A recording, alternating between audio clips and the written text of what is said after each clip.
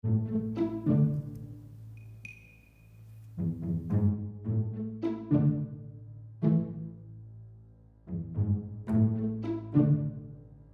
is this thing?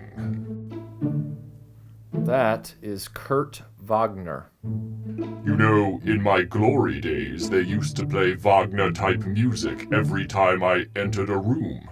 Oh, I've heard. Here he comes, here he comes, here he comes. Anakin Skywalker in the house. Ugh, how many times have I told you? Those movies take liberties, and one of them was changing the names of the real people. Wait, are you saying your name isn't Anakin? That's a ridiculous name. How many Anakins do you know? So what's your real name? I'm not telling you.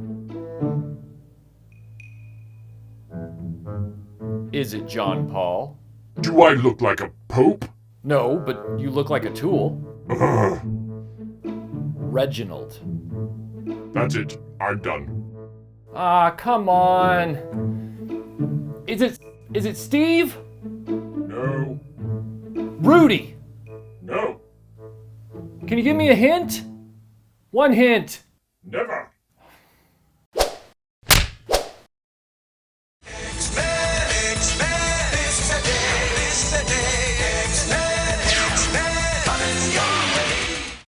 Because X-Men still holds the world record in the Guinness Book for the highest-selling comic book of all time, because of a successful 1990s animated series based on that comic book, and because of Hugh Jackman. Put the knives down! I can't.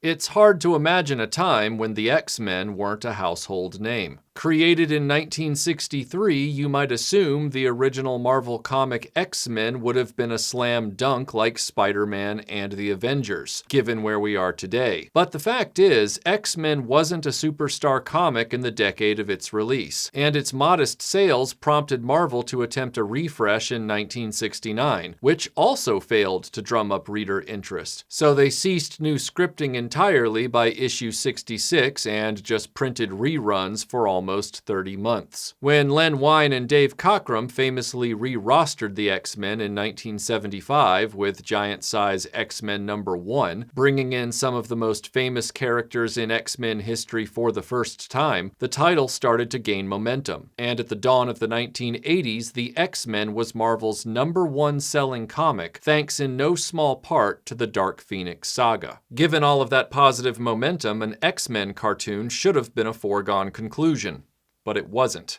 And so the very first attempt at an animated series about Professor Xavier's mutant students has become one of the weirdest hiccups in the history of the X-Books.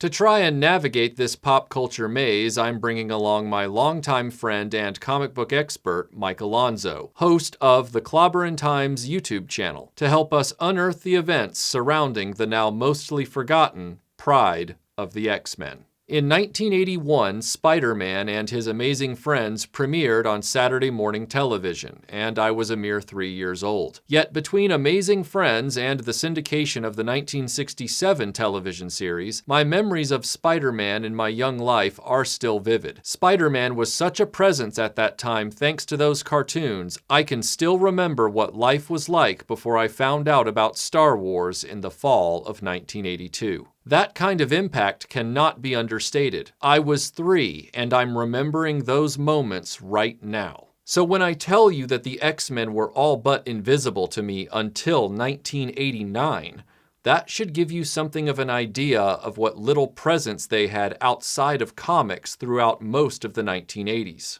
They made a few guest appearances in the Amazing Friends series, particularly the 1983 episode The X-Men Adventure, which was by some accounts an early attempt by Marvel to make a backdoor pilot for an X-Men cartoon. But it didn't happen, which is shocking because by 1983 the comic book was very well regarded. the X-Men of that period, after Giant Size X-Men #1 came out, created these new characters, the new X-Men. And the book was very, very successful before that. John Byrne came in and made that what was becoming a common term in the late 70s and into the early 80s, the term fan favorite. You could say John Byrne was a fan favorite like Frank Miller was, who was doing some extraordinary things with Daredevil at the time. And I believe that peak X-Men popularity, for that real long time, it was probably the most popular, the biggest seller in comics, in mainstream comics. X-Men in the 80s, in the early 80s, probably for the biggest half of the decade, if not even a little bit beyond that. It was the biggest, most popular comic out there. The 1980s would roll on, and if you didn't read comics, your only encounters with the X-Men would be in the Secret Wars toy line, thanks to the inclusion of Wolverine and Magneto. As a kid too young to gravitate to the comics, Marvel's forays into animation would define the decade. Marvel Productions was behind the aforementioned Spider-Man and His Amazing Friends, The Incredible Hulk, Dungeons and Dragons, Muppet Babies, G.I. Joe, Transformers, Gem, My Little Pony, Defenders of the Earth, Fraggle Rock, Inhumanoids, Dino Riders, RoboCop, and many others. In 1988, Saturday mornings were graced with The Marvel Action Universe, which was an episode of Dino Riders followed by an episode of RoboCop, and then a rerun of an older Marvel cartoon like Amazing Friends or Spider-Woman or something like that. For its 1989 season of the Action Hour, Marvel Productions made the notable decision to forego the production of RoboCop's 13th and final episode. Normally, a Saturday morning cartoon received 13 episodes in a season. Apparently, Marvel Productions decided to shift the budget for the last episode of RoboCop into another pilot for an X-Men animated series. With an introduction narration by Stan Lee, which was traditional for Marvel superhero cartoons of this era. This is Stan Lee of Marvel Comics warning you to look around you. Your classmates, your friends, you never know which one of them may be a mutant. The pilot was titled Pryde of the X-Men, in reference to the character of Kitty Pryde, the mutant who is better known by her superhero moniker Shadowcat in the comics. The story begins with the White Queen. Men are so helpless against the mental powers of the White Queen. A member of the Brotherhood of Evil Mutants, renamed the Brotherhood of Mutant Terrorists, breaking Magneto out of a military convoy. Next, we see Kitty Pryde thinking intently via an inner monologue about a mysterious letter from Professor Xavier. Dear Miss Pryde, it has come to my attention that you have a mutant power. She takes a taxi to his school and just walks right on into the house, as any trepidatious person would, of course. Xavier telepathically leads her to the Danger Room, where her aversion to Nightcrawler causes her to panic, phasing into the Danger Room computer and creating a near disaster. The other X-Men, Storm, Cyclops, Colossus, Dazzler, and Wolverine clean up the mess. But Wolverine is not happy with Kitty's presence. Wait, she's not joining the X-Men, is she? She's just a kid. Wolverine! Not that they have time to gripe, because Magneto and his goons show up and steal the mutant power circuit from Cerebro because the Brotherhood plans to use its power to redirect a passing comet to slam into the Earth, hoping to cause another ice age that would leave the surviving humans weak. In less than a day, most of the human race will be wiped out. The mutants will rule the Earth. The X-Men race off to Asteroid M to stop Magneto's plans. We get a few action scenes.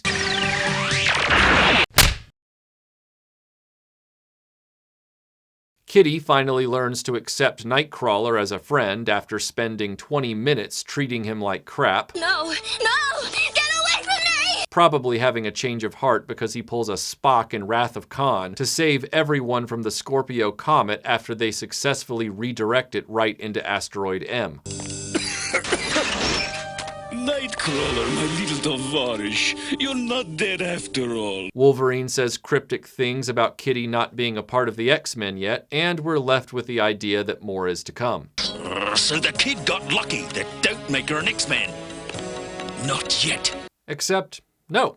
A second episode never materialized, let alone a full season. Some people in the intervening decades have tried to explain this pilot's failure as down to poor writing of the story. Go play in an airlock. Alright, mister.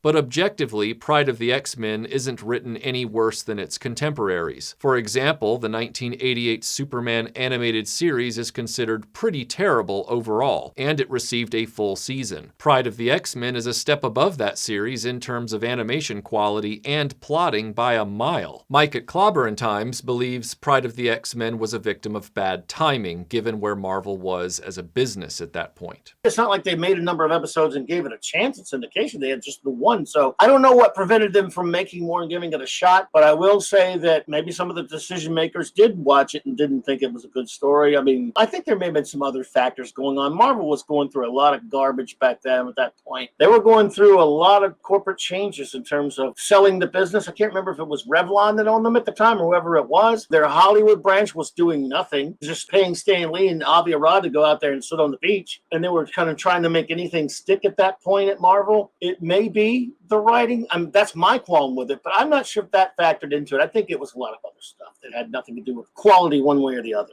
Regardless of Marvel's internal situation at the time, and regardless of the general writing standards of animated fare for kids, there's no arguing Pryde of the X-Men's scripting takes marked departures from established lore in the original comic books. The episode departed in small ways, such as the inclusion of the White Queen into the Brotherhood of Evil Mutants, despite her having never been on their roster in the comics. It departed in one hilarious way, giving us an Australian Wolverine despite his background being firmly pinned as Canadian. It'll concern every human on Earth. Wait till I get my claws on him. I know they said it was syndicated. I didn't see it as syndication. I saw a videotape that kind of went around the comic shops everywhere, and I forgot which shop I was at when it came out, but I got a copy of it, and everyone who watched it, everybody knows Wolverine's Canadian. I wish I had a good answer. I do not know. Maybe we'll find out one day. There's speculation that voice casting decisions became confused due to the quip from Wolverine calling one of the villains a dingo, and incorrect assumptions were made. Don't worry about us, Dingo.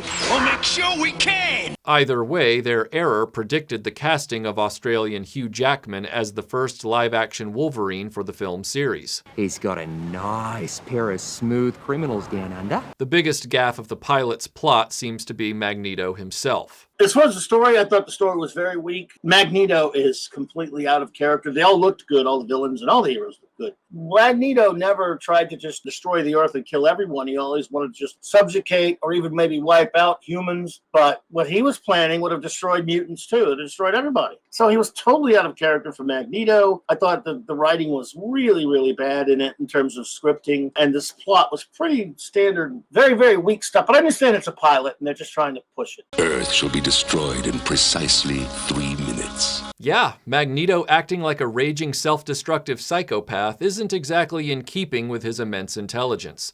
But admittedly, we could spend just as much time talking about what this episode got right. The artwork, the costumes, and even Kitty Pryde's initial aversion to Nightcrawler are all accurate to how it looked and played out in the comics for approximately 10 issues in 1980. I didn't stutter, I said 1980. And if your first reaction is, why is a cartoon from 1989 basing itself off comic events from 1980? You're not alone. The entire subject of timing forms every question mark that surrounds Pryde of the X-Men. All you have to do is look at that little character logo in the upper left corner of every Marvel comic at the time, and starting around January of 1980, you can see most of the cast of Pryde of the X-Men take shape. Mike at Clobberin Times, who ran his own comic book store in the 1980s, says it makes sense why the animation team zeroed in on that version of the X-Men, even if that combo hadn't been in the comics for 9 years, because they were, up until that point, the most successful version of the X-Men that had existed. I really liked the art style and the animation for this show. This had a couple of my favorite all-time comic book artists that did some of the art designs for this. Russ Eve, Rick Hoberg, Will Mignon did some of the art for this as well, who've been around there in comics and animation. Interestingly enough, they look like the X-Men of the early 80s in terms of their look.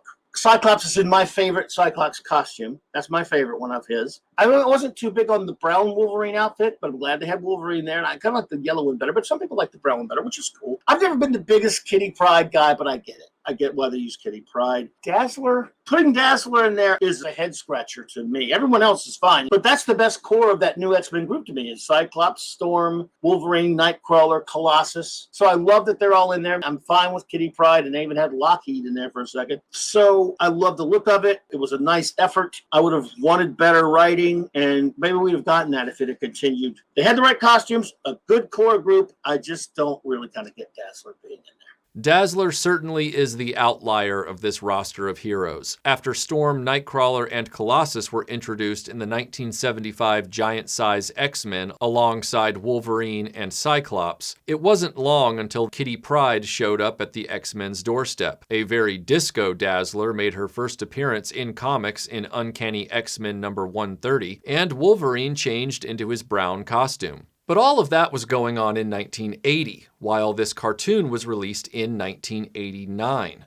Why would the production team reach so far back into comic events rather than just use what was contemporary? What was going on in the comics in the late 80s that was running parallel with the production of Pryde of the X-Men?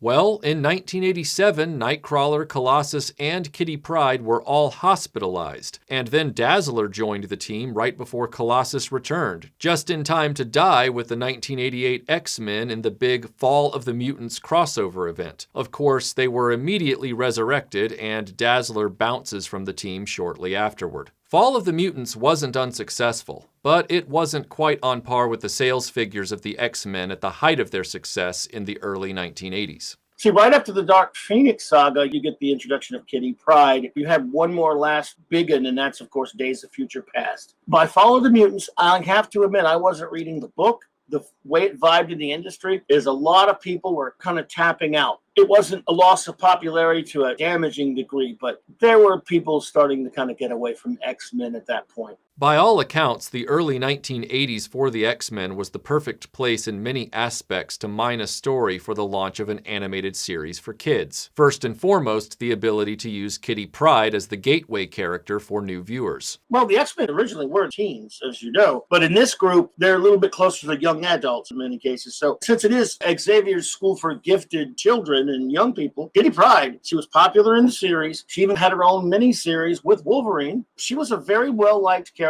We both know that whether this is syndicated for the afternoons or a Saturday morning cartoon like the Fox one became, they figure it's a cartoon. There's going to be a lot of young kids watching it. Give them a kid in there, which is better than giving them a bunch of kids. And she has a little dragon that hangs out with her, so people like that. That would be my guess. The early 1980s was also the era in which Wolverine rose to prominence, not only in his then new standalone title, but also as the most popular X-Men mutant of all time. There was an issue where they were dealing with the Hellfire Club. There was Mastermind and a couple of villains, what would lead up to the Dark Phoenix saga. There was a particular issue, Wolverine Alone, where Wolverine goes into the bowels up underneath the Hellfire Club. The other X-Men had been captured. That issue, not only did it launch Wolverine as the Wolverine we know today, one of the most popular Marvel characters. At that time, Spider-Man was king. He was the face of Marvel Comics. Wolverine almost supplants that in the 80s. I mean, that was not the first issue I read. I'd been reading the book for a while, but that was the one that really got my attention. Wolverine Alone is where it really just took off into the stratosphere as just some of the best superhero comics ever made.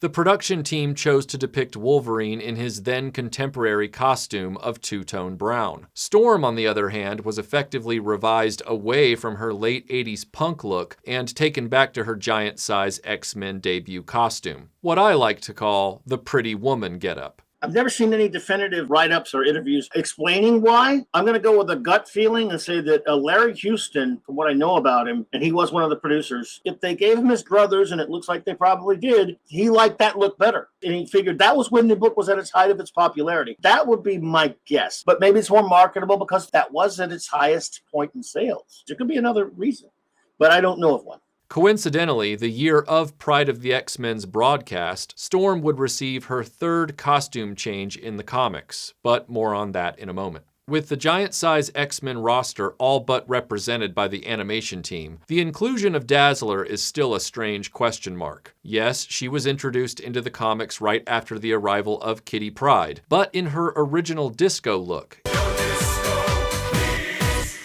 and she did not join the X-Men formally at that time. In fact, she didn't join the X-Men officially until 1987, and by then her costume and look were miles away from her bell-bottoms and roller skates disco origins. And it's this later 80s look that the animators chose for her appearance in the series. But why Dazzler at all? With Jean Grey having been a legacy character and at the center of the Dark Phoenix saga, it would have made more sense to include her in the lineup of the show. Assuming they didn't want all of that Dark Phoenix baggage at the start of their series to complicate matters, there were a few other female characters they could have gone with. Rogue was introduced into the comics in 1983 and has remained a fan favorite to this day. You're correct, like all the others.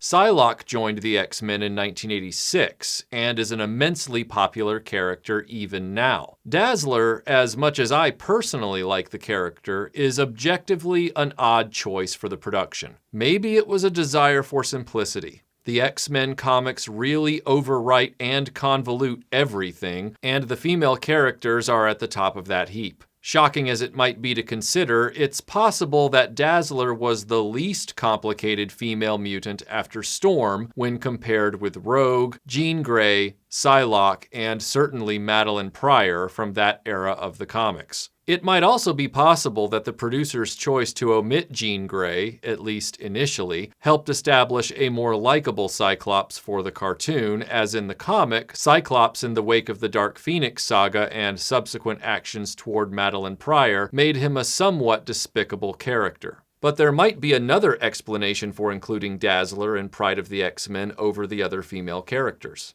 I do have a theory. My theory on that could be, as many may or may not know, in the late 70s, Dazzler was conceived of by some record company or something like that that wanted to do a comic book tie-in with Marvel. That company had some financial problems, couldn't do it. Jim Shooter still wanted to push the character, so he had Tom DeFalco, John Romita Jr., or somebody like that. They got together creating the character and put her in X-Men. She was in an issue of the X-Men, made her a mutant. Originally, they wanted her to look like Grace Jones, but Shooter wanted to look like Bo Derek, but it didn't work out quite that way. But Jim Shooter was obsessed with Dazzler. That we knew. And so much so that after she appeared in the X-Men, she appeared in a couple of other comics, they gave her her own series. And then it lasted maybe like 40-something issues. And then they did a graphic novel called Dazzler the Movie, because that was the plan all along. They wanted a Dazzler movie. I just think that at the time, Jim Shooter was obsessed with Dazzler, doing something with her, and it never really took off. And maybe this was the last-ditch attempt to get Dazzler out there. I think it's probably Shooter and Stan Lee still trying to push the character after all those years of not being able to get her out into the public eye and make her a character. And everyone would have rather seen Rogue or someone like that. I think X-Men fans didn't want to see Dazzler, even though she was in the comics later when she lost her own series.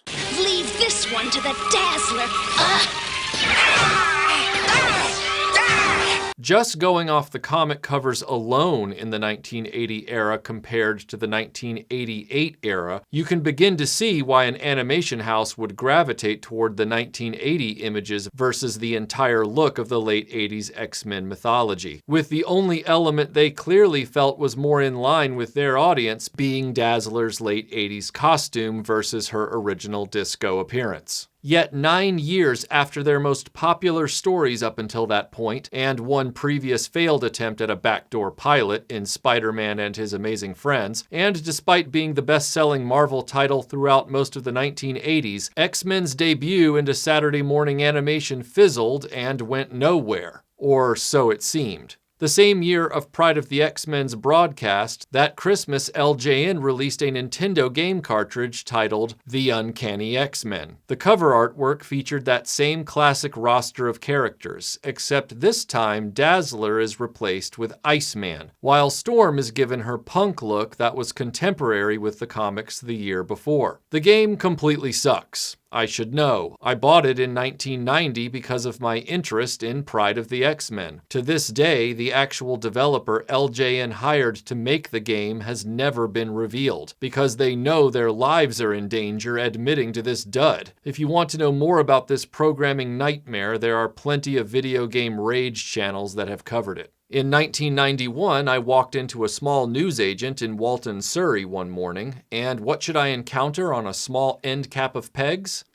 the Uncanny X-Men figures from Toy Biz. I recognized the name of the company as the people who had made the 1989 Batman movie toys, as well as the DC Comics superheroes figures, and in 1990 the Marvel superheroes figures. You remember the ones, the line with Spider-Man with the suction cup hands? What piqued my interest even more was the lineup of heroes. There was Wolverine in a brown costume, Nightcrawler, who was far and away my favorite of the X-Men by that point, Colossus, Cyclops in his X-Factor costume, and Storm, now in her contemporary 1989 costume with the lightning bolt on the chest. They had interesting features as well. Wolverine had a removable mask, a katana sword, and retracting claws. Nightcrawler had his dueling saber, a bendable tail, and suction cups like Spider-Man so he could stick to walls. Cyclops came with this weird future weapon, but that didn't matter because his visor lit up thanks to an internal watch battery that has long since died. Storm came with a plastic lightning bolt and had a similar light-up feature on her torso. Unfortunately, there is no way to change the batteries on these figures without cutting them apart in the process. Not a great choice by Toy Biz. Out of all of them, Colossus should have been the coolest figure, but he turns out to be the lamest, because all he can do is power lift.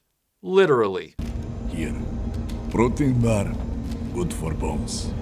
Both of his hands are open palms facing the sky, and he comes with a giant weight to do reps with. So he can't fight enemies. All he can do is implore them to be nice. There are a few moments in life that make a hero. Please, please. There is no need for violence.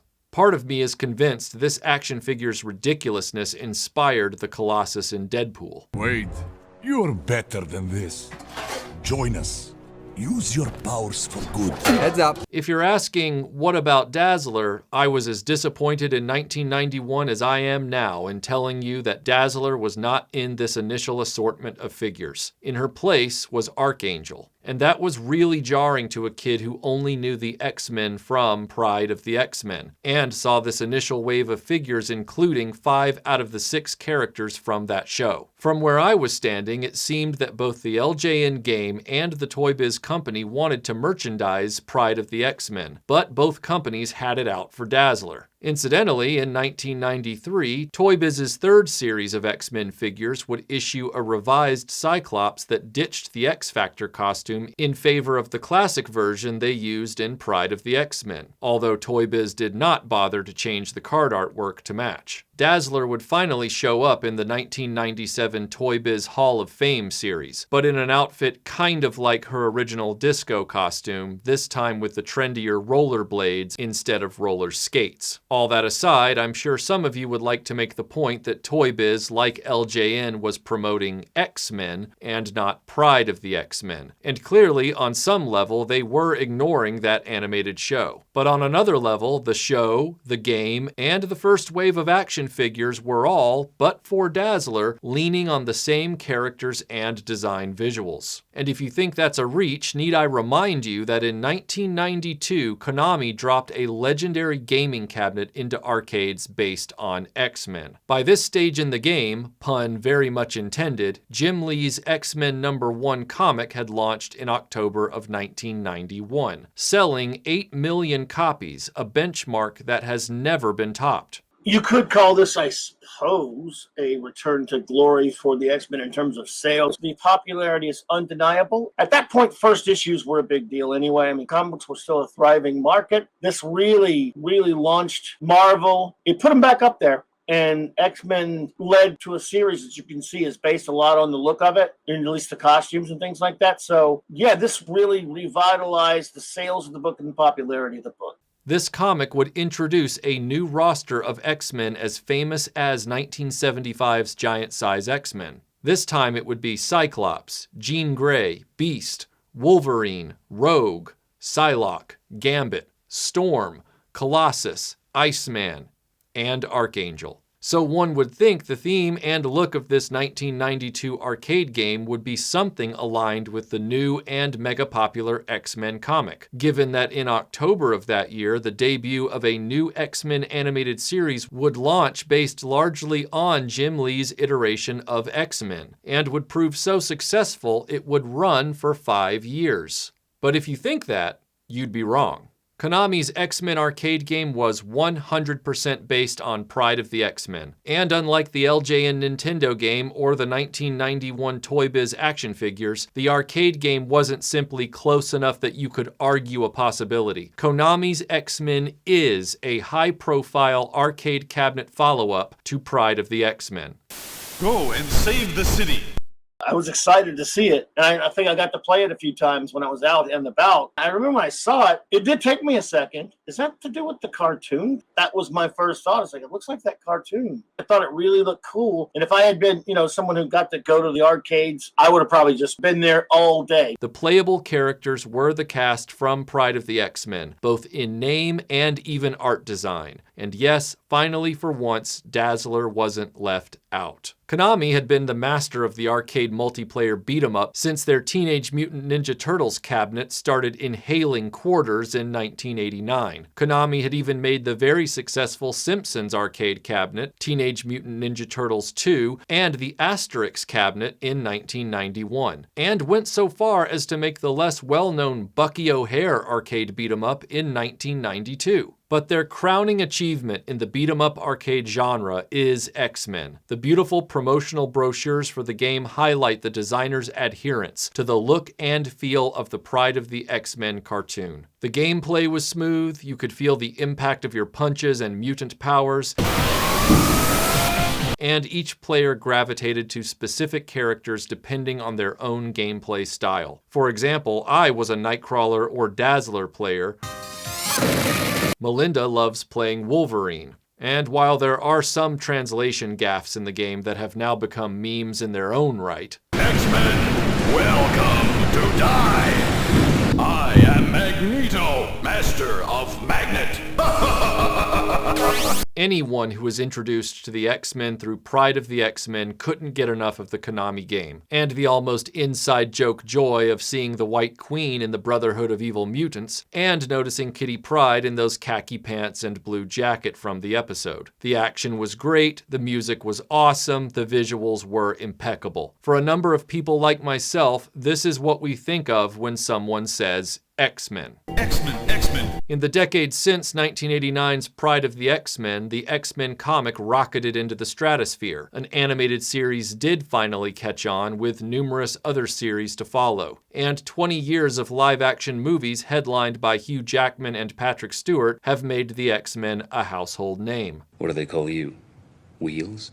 In all that time, their first appearance on television has largely been ignored since Konami's 1992 arcade game faded from the scene. Eventually, Toy Biz closed up shop and the rights to X-Men went to Hasbro. Since that time, their Marvel Legends action figure line has been cranking out action figures based on the X-Men comics. I've secretly wished for years they would do a Pryde of the X-Men set of heroes, but I held out very little hope that Dazzler in her late 80s costume would ever become an action figure. In typical Hasbro fashion, they trickled these out with excruciating slowness and all over the place. So if you want to finally have a Pryde of the X-Men hero group and you aren't good at customizing, these are your best bet. Wolverine in his brown costume landed first in 2016 and was thankfully reissued in 2017 on a retro cardback. The proper Cyclops was issued in 2017 in a Toys R Us exclusive 2-pack with Dark Phoenix and has not been reissued, unless you want to extensively repaint the 2019 Retro Cyclops, who was based on Toy Biz's original X Factor release of the figure. Dazzler was released in 2017, and my heart sank upon seeing the disco costume. At that point, I decided to not even try, so I halted my efforts to get the Wolverine and Cyclops. But then in 2019, Colossus